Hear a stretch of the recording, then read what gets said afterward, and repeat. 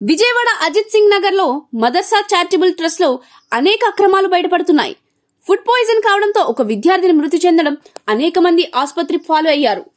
దీంతో రంగంలోకి దిగిన ఫుడ్ సేఫ్టీ అధికారులు తనిఖీలు చేయగా 100 కేజీల కుళ్లిపోయిన మాంసాన్ని ఫుడ్ సేఫ్టీ ఇన్స్పెక్టర్ గౌస్ గుర్తించారు.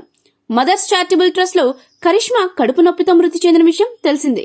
కుళ్లిపోయిన మాంసం ద్వారా వండిన పదార్థాలు తినడం వల్లే చనిపోయారని కుటుంబ సభ్యులు ఆరోపిస్తున్నారు. ఈ ఘటనపై food safety inspector Ghouse samples ను ల్యాబ్